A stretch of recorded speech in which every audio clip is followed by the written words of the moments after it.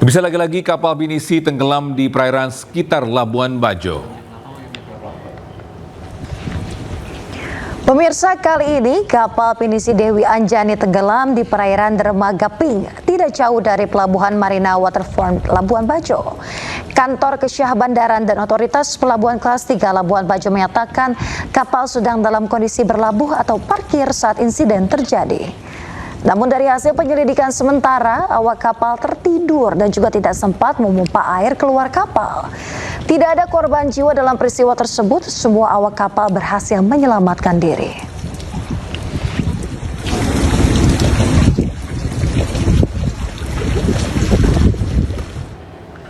Pemirsa, tim SAR gabungan terus melakukan operasi SAR hingga 7 hari ke depan di perairan Pulau Padar, Labuan Bajo, Kabupaten Manggarai Barat, Nusa Tenggara Timur. Ya, operasi SAR ini untuk mencari 3 WNA Spanyol korban kecelakaan kapal.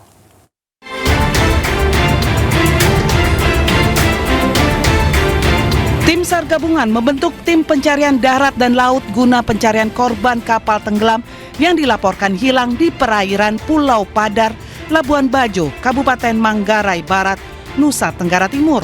Operasi SAR gabungan terus dilakukan hingga sepekan ke depan. Diyakini bahwa kendala utama dari pencarian korban adalah faktor cuaca yang tidak menentu. Kondisi titik tenggelamnya kapal yang ditemukan awal ternyata berubah, sehingga kapal belum bisa ditemukan.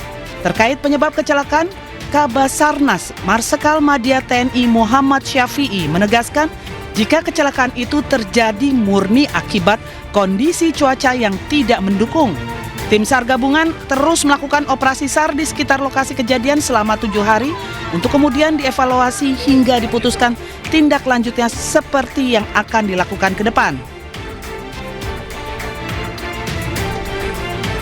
Disebabkan oleh kondisi cuaca.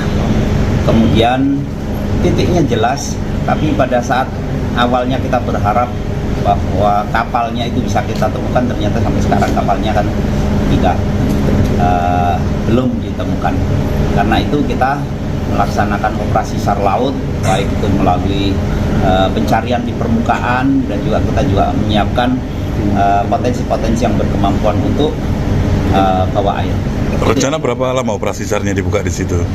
Operasi pada saat itu dikendalikan secara normal oleh Basarnas setiap 7 hari. Tim pencarian laut melakukan penyisiran dan penyelaman di lokasi kejadian hingga daerah di sekitarnya. Sementara itu pencarian darat melakukan pencarian dan penyisiran di wilayah laut Pulau Padar. Dari Sidoarjo, Jawa Timur, Pramono Putra, iNews melaporkan. Bisa akibat cuaca buruk, 5 atlet terjun payung mengalami kecelakaan mematikan. 1 penerjun tewas, sementara 1 penerjun lainnya masih dalam pencarian. Lagi Rojayun, telah jatuh penerjun payung di laut. Innalillahi wa inna ilaihi raji'un. Nelayan asal Pangandaran, Jawa Barat ini menemukan jenazah penerjun payung di perairan Bojong Salawe, Kecamatan Parigi, Pangandaran. Parasut milik korban tampak masih mengapung di lautan. Pada saat kejadian, pesawat latih jenis Cessna 185 milik Fly School Ganesha tengah lepas landas dari Bandara Nusa Wiru dengan membawa 5 atlet terjun payung. Naas saat para atlet tengah berada di ketinggian, cuaca seketika berubah. Angin kencang menyebabkan para atlet kehilangan kendali. 3 atlet berhasil melakukan pendaratan darurat dalam kondisi selamat, sedangkan 2 atlet lainnya terjun ke laut. 1 atlet ditemukan meninggal dunia, sementara 1 lagi masih dalam proses pencarian.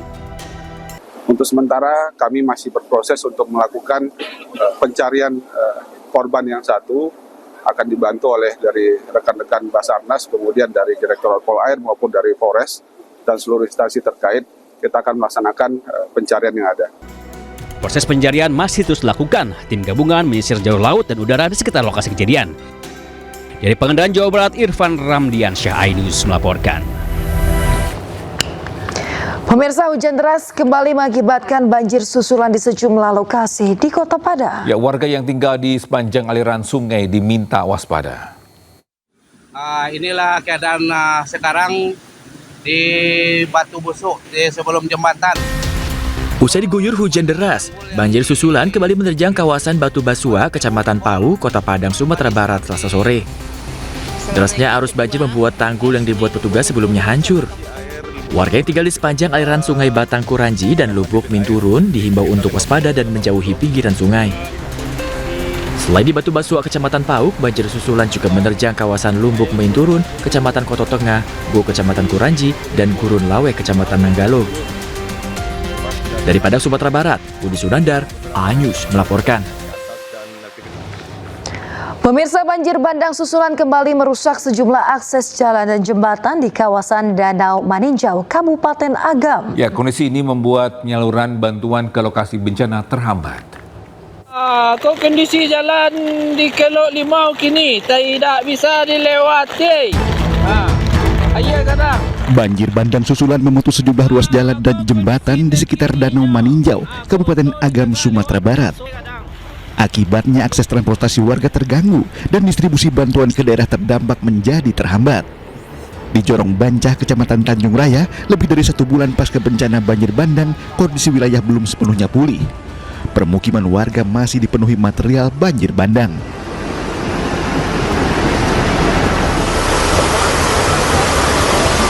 Hujan deras yang terus mengguyur kawasan ini membuat material banjir kembali menerjang permukiman. Untuk mempercepat pemulihan infrastruktur, alat berat diterjunkan guna normalisasi aliran sungai. Sementara prajurit TNI Angkatan Darat bersama tim merakit jembatan Armco sebagai akses darurat. Jembatan ini memiliki panjang sekitar 30 meter, lebar 5 meter, dan kedalaman bentang mencapai 6 meter. Dari sini ke sana kira-kira 30 meter untuk tahap pertama.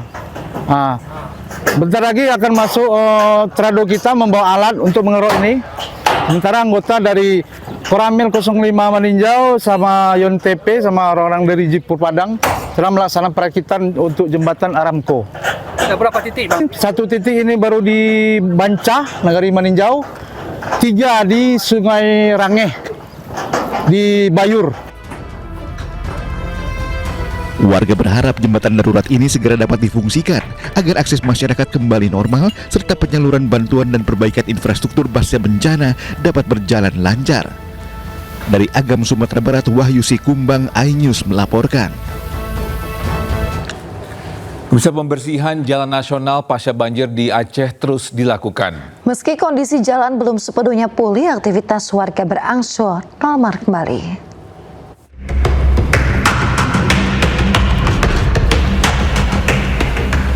Arus lalu lintas di ruas Jalan Nasional batas Kabupaten Pidijaya dengan Kabupaten Biren kembali ramai oleh beragam kendaraan yang melintas. Kondisi jalan memang belum seperti sebelum bencana banjir, namun pembersihan material lumpur membuat mobilitas masyarakat perlahan berjalan normal. Akses jalan yang sebelumnya berlumpur penuh dengan kayu-kayu batu-batuan dan sekarang sedikit demi sedikit udah mulai normal seperti biasanya. Salah satu titik yang masih terus dibersihkan oleh tim dari Kementerian Pekerjaan Umum adalah ruas Jalan Nasional batas Pidijaya dengan Kota Biren. Penanganan difokuskan di Kecamatan Murah sepanjang 14,21 km. Kalau sekarang kondisi alhamdulillah sudah banyak yang tertangani, lumpur-lumpur sudah banyak yang kita pindahkan dan alhamdulillah jalan sudah lancar, Pak.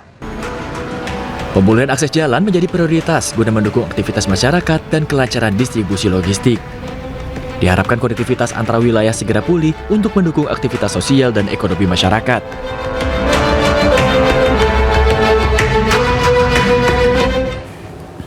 Pemirsa, ancaman dan teror menerpa influencer dan aktivis di tanah air. Ya, jangan kemana-mana, ini sudah akan segera kembali.